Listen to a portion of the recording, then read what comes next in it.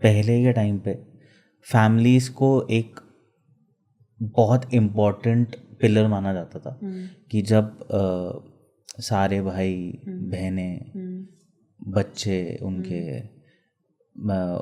सब एक साथ रहते थे, माँ बाप वगैरह तो हैं ही, तो एक जॉइंट फैमिली कल्चर होता था। आज की डेट में हम देखते हैं न्यूक्लियर फैमिलीज, और अब न्यूक्लियर फैमिली से भी इंडिपेंडेंट आ गया है कि जहाँ पे सिर्फ मतलब पेरेंट्स अलग रह रहे हैं, बच्चे अलग रह रहे हैं, so they are not living together कि हमको हमारी इंडिपेंडेंस, फ्रीडम और प्राइवेसी चाहिए तो हम अलग रहेंगे। पहले अगर मैं बात करूँ कि जो स्पिरिचुअलिटी जब हो का जो पार्ट है वो पहले कितना स्ट्रांग होता होगा कि सब लोग इतने साथ में रह रहे हैं और चाहे कितना भी मनमुटाव हो तब भी everything used to get absorbed. और आज की डेट में वो साल में 2 या 3 फंक्शंस में मिलते हैं और पूरे साल एक दूसरे की बुराइयां कर रहे हैं लोग। वो जो सिचुएशन है तो वो कहीं ना कहीं जो अब जो जनरेशन है, चाहे वो जेनजीज हो, चाहे अल्फा हो, चाहे कोई भी हो, वो रिलेशंस की जो इम्पोर्टेंस है उसी को नहीं समझ पा रहे हैं। तो उस पे how will you take it? So when we talk of family, आप कह रहे हो पहले के टाइम, थोड़ा और पहले चलते हैं, महाभारत हो रही है, सेम फैमिली में हो रही है, और अब यही बात अर्जुन ने पूछी थी कृष्ण जी से, मेरी तो फैमिली है, मेरे तो ताऊ जी, मेरे दादाजी, मेरे भाई, मैं कैसे मार सकता हूँ? क्योंकि आज हम मान लेते हैं चाचा ताऊ के बच्चे, उनके तो भाई ही थे, चाचा ताऊ तो बात की बात है, वो तो भाई ही हैं, कोई कंपैरिजन नहीं था उनमें, कोई अलग वाली बात नहीं होती थी। और उस मोमेंट में अर्जुन इज लाइक, मैं अपनी फैमिली को कैसे मार सकता हूँ? ये तो बहुत गलत बात है, ये तो हो ही नहीं सकता। तब श्री कृष्ण ने उन्हें वही बताया था जहाँ से गीता शुरू होती है, वो इसी सवाल से हुई थी कि अर्जुन के मन में ये डाउट था कि मैंने धनुष तो उठा लिया, चलाऊं कैसे? जो रोक रहा था वो कॉन्फिडेंस की कमी नहीं थी, वो स्किल की कमी नहीं थी, वो इमोशन था।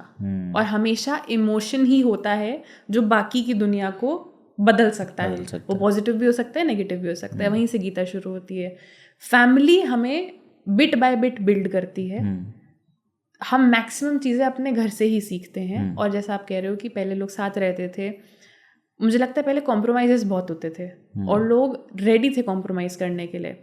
And it was also because of lack of options. पहले ऑप्शंस बहुत कम थे, मतलब बहुत ही कम थे। यही तरीका है रोटी कमाने का, यही तरीका है खाने का, आप कहीं और जाके रह ही नहीं सकते। मुझे लगता है ये स्पिरिचुअल से ज़्यादा सोसाइटल और कल्चरल इफेक्ट था। क्योंकि आप पुरानी सोसाइटी देखो तो बहुत सारी चीज़ें अच्छी भी थी, पर बहुत सारी चीज़ें हमने एक्सेप्ट कर रखी थी जो नहीं करनी चाहिए थी। मतलब कि ऐसा होता ही है, क्यों होता है ऐसा? वो जो क्यों वाला क्वेश्चन है ना, वो अब हमारी जनरेशन करने लगी है। तो मुझे लगता है वो सोसाइटी की ईगो को हर्ट करता है और इसलिए फैमिलीज अलग होती हैं। हर बच्चा सही नहीं होता, पर हर माँ बाप भी सही नहीं होते। और understanding comes from both sides and I guess it is generational problems जो पेरेंट्स भी देख देख के ना परेशान हो गए हैं। तो उन्हें लगता है कम से कम हमारे बच्चे तुम्हारी सुन लें, हमने इतना देख लिया, हमसे सीख लो कुछ, हमने इतनी मेहनत करी तुम्हारी कंफर्टेबल लाइफ के लिए, अब कंफर्टेबल क्यों हो? तो मेहनत करो। तो ये जो सारा सिनेरियो है, मुझे सच में लगता है ये इसका जेन्युइनली स्पिरिचुअलिटी से बहुत लिमिटेड लेना देना है। इसका सोसाइटी और कल्चर से लेना देना है। हमारा कल्चर इस तरीके से बिल्ड हो चुका था कि एक्सेप्ट कर लो, बड़ा कह रहा है तो सुन लो, रिस्पेक्ट करो, सुनो, पर अगर तुम्हें पता है वो गलत कह रहे हैं तो बोलो। मैं ये बोलती हूँ और मेरे घर में मेरी कई बार अच्छी खासी डिबेट आर्ग्यूमेंट हो जाती है अपने पापा से, बाकी रिश्तेदारों से, and never in a disrespectful way, never. मतलब मैं बहुत रिस्पेक्टफुली अपनी बात भी रखती हूँ और मैं ये भी बताती हूँ कि मैं क्यों सही हूँ, मुझे क्यों लगता है मैं सही हूँ, क्योंकि सबका सही गलत अलग होता है। मेरे लिए सही आपके लिए गलत हो सकता है। तो मैं बताती हूँ मेरा ओपिनियन ये है, I respect yours but I disagree. I respect कि आप ऐसा सोचते हो, आपकी लाइफ एक्सपीरियंसेस ने आपको ऐसा सिखाया होगा, मैं ये नहीं मानती। और रही बात अलग अलग रहने की, तो मैंने इनफैक्ट कल ही वॉक करते हुए देखा, एक लेडी अपने घर में जा रही थी और नेक्स्ट घर में एक बहुत एजेड आदमी जा रहे थे। और उन्हें कहती है ठीक है पापा बाय, ठीक है पापा बाय। तो वो अगल बगल घरों में रह रहे हैं। अब I don't know if he was the father in law और the father, I felt like it was the father because it was both of them only walking शाम को, और फिर वो अपने अपने घर चले गए। तो मुझे वहाँ दिखा कि ये लड़की है शायद जिस पे रिस्पॉन्सिबिलिटी थी अपनी फैमिली की, मे बी नो ब्रदर और समथिंग, क्योंकि यही तो प्रॉब्लम रही है ना मेरी सोसाइटी की कि लड़कियाँ कैसे संभालेगी। तो ये शायद वही लड़की थी जिसने अपनी फैमिली को संभाला, एक तरीका निकाला कि मेरे पेरेंट्स अगर मेरी छत के नीचे, मेरे हस्बैंड के घर में नहीं रह सकते हैं, बगल वाले में तो रह सकते हैं, मैं ध्यान तो रख सकती हूँ उनका।